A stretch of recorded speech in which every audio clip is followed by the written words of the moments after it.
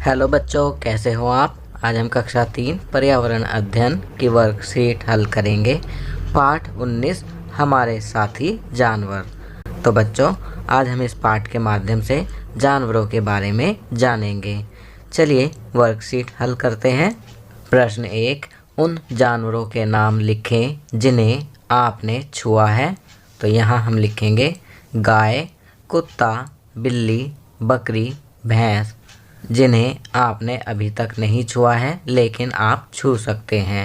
तो यहाँ हम लिखेंगे गिलहरी, मुर्गा, ऊँट, मेंढक, बतख। तीसरे खाने में जिन्हें आपके द्वारा छूना खतरनाक हो सकता है। तो यहाँ लिखेंगे शेर, चीता, सांप, मगरमच्छ, भालू। चलिए दूसरा प्रश्न करते हैं। प्रश्न 2, निम्न जानवरों की आवाज़ें लिखिए, बताइए। पहला कबूतर, तो कबूतर गुटरगू। तो यहाँ गुटरगू लिखेंगे। कबूतर कैसे करता है? गुटरगू गुटरगू। गाय, गाय की आवाज़ होती है रंभाना।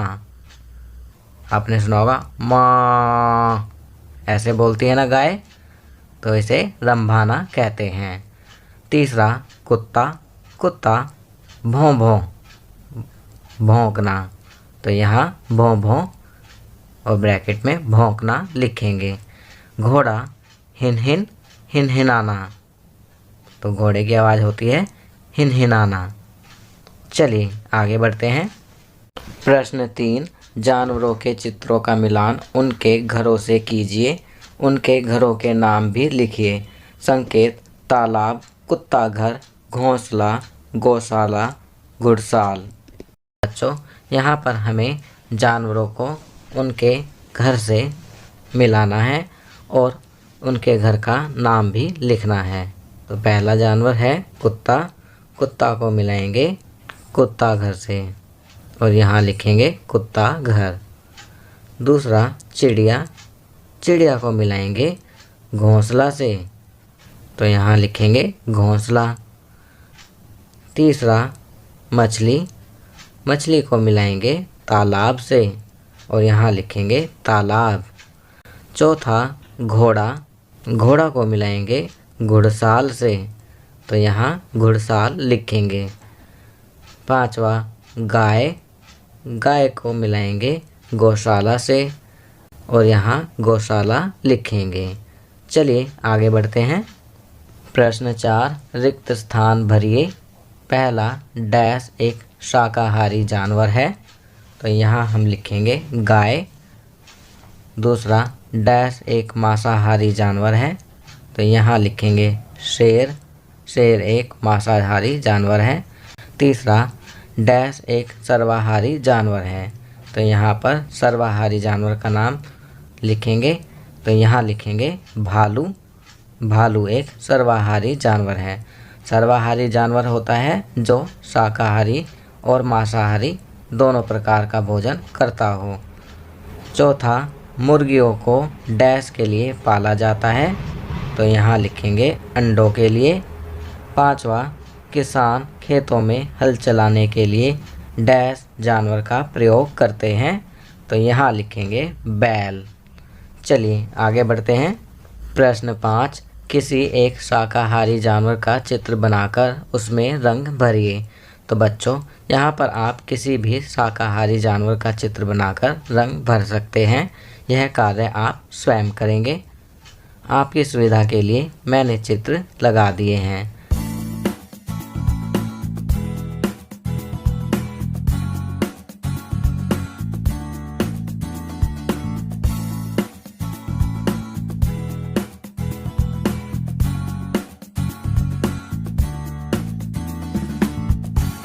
चलिए आगे बढ़ते हैं। जीवन कौशल। बाढ़, बाढ़ प्राकृतिक आपदा का सबसे अधिक होने वाला प्रकार है। बाढ़ पानी का वह बहाव है जो आमतौर पर शुष्क सूखी भूमि को जलमग्न कर देता है। बाढ़ निम्न जल निकायों से पानी के एक अति प्रवाह के रूप में हो सकता है: नदी, झील, महासागर। तो बच्चों आज जीवन कौशल में बाढ़ के बारे में बताया गया है कि जब पानी का बहाव अधिक हो जाता है वर्षा वाले दिनों में तो भूमि जलमग्न हो जाती है। और ये पानी का अति प्रवाह किन किन चीज़ों में होता है? नदियों में, झीलों में, महासागरों में। चलिए आगे बढ़ते हैं। यह पानी का उसकी सामान्य सीमाओं को लांघने का परिणाम है या यह संतृप्त भूमि पर बारिश के पानी के संचय के कारण हो सकता है। कभी कभी बाढ़ इतनी भयंकर हो सकती है कि वह पूरे घरों को डुबा देती है और शहरों के बुनियादी ढांचे को बर्बाद कर देती है। बाढ़ को रोकना बहुत मुश्किल है, लेकिन उसे रोकने के कुछ तरीके हैं।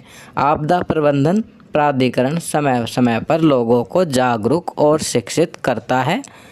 आपदा प्रबंधन होता है डिजास्टर मैनेजमेंट अथॉरिटी, जो कि समय समय पर लोगों को जागरूक और शिक्षित करता रहता है ताकि बाढ़ के प्रभावों को कम किया जा सके और वे एक आपातकालीन किट तैयार कर सकें।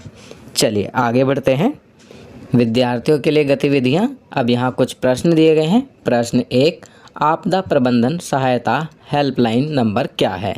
तो बच्चों यहाँ हम आपदा प्रबंधन हेल्पलाइन नंबर लिखेंगे जो कि 108 108 और 1077 है। चलिए दूसरा प्रश्न करते हैं। प्रश्न 2, बाढ़ को रोकना बहुत मुश्किल है, लेकिन हमें उन्हें रोकने के लिए कुछ करने की ज़रूरत है जिससे नुकसान की संभावना को कम किया जा सके। बाढ़ को रोकने के लिए 2 तरीके लिखें। तो यहाँ पर आपको बाढ़ को रोकने के लिए 2 तरीके लिखने हैं। तो यहाँ हम लिखेंगे, पहला, ज़्यादा से ज़्यादा पेड़ लगाएं ताकि मिट्टी का कटाव ना हो। दूसरा, बारिश के पानी को जमा ना होने दें। इसके अलावा भी अन्य तरीके हैं जैसे नहरों का निर्माण करना ताकि बाढ़ का खतरा कम हो। प्रश्न 3 करते हैं। प्रश्न 3, बाढ़ के समय इस्तेमाल करने के लिए एक आपातकालीन किट में क्या क्या होना चाहिए? किन्हीं 4 वस्तुओं की सूची बनाइए। तो बच्चों यहाँ हमें आपातकालीन किट में क्या क्या होना चाहिए लिखना है। हमें किन्हीं 4 वस्तुओं के नाम लिखने हैं। आपकी सुविधा के लिए मैं यहाँ लिख रहा हूँ। पहला, पर्सनल हाइजीन किट। दूसरा, प्राथमिक चिकित्सा किट। तीसरा, पानी। चौथा, रेडी टू ईट फूड। पांचवा, टॉर्च सीटी। छठा, मोबाइल रेडियो। सातवां, महत्वपूर्ण दस्तावेज। आठवां, कुछ कपड़े। नौवां, कुछ रुपए नकद राशि। आप इनमें से कोई भी 4 लिख सकते हैं। चलिए आगे बढ़ते हैं। संस्कारशाला, छोटी छोटी पर बड़ी बातें। उठो जागो और तब तक मत रुको जब तक मंजिल ना मिल जाए। स्वामी विवेकानंद। खाना पीना, सर्दी के मौसम में खाए जाने वाले विशेष पकवान जैसे गोंद के लड्डू तथा बाजरे की खिचड़ी इत्यादि को आहार में शामिल करें। गतिविधि, रसोई के काम में माताजी की सहायता करें तथा विभिन्न मसालों की पहचान करें। खेल, शतरंज का खेल खेलें। विशेष, कोरोना तथा अन्य किसी भी बीमारी से बचने के लिए चेहरे पर मास्क लगाएं। शारीरिक दूरी का पालन करें। हाथों को सैनिटाइज करें तथा बार बार धोएं। चलिए आगे बढ़ते हैं। दैनिक दिनचर्या, निम्नलिखित आदतों को अपनी दिनचर्या में शामिल करें। अपने माता पिता का अभिवादन करके अपने दिन की शुरुआत करें। अपने दांतों को दिन में 2 बार ब्रश करें। प्रतिदिन स्नान करें। खूब पानी पिएं और संतुलित आहार लें। अपने चेहरे को छूने से बचें और अपने हाथों को बार बार धोएं। अपना गृह कार्य समय पर पूरा करें। तो बच्चों यहाँ पर कुछ अच्छी आदतें बताई गई हैं जिन्हें आपको अपनी दैनिक दिनचर्या में अवश्य शामिल करना चाहिए। तो बच्चों ये वर्कशीट यहाँ कंप्लीट होती है। अगर ये वीडियो आपको अच्छी लगी तो इसे लाइक एंड शेयर ज़रूर करें। अन्य विषयों पर बने हमारे लेटेस्ट वीडियोस को देखने के लिए चैनल को सब्सक्राइब करना ना भूलें और देखते रहिए हमारा channel knowledge kingdom. Thank you.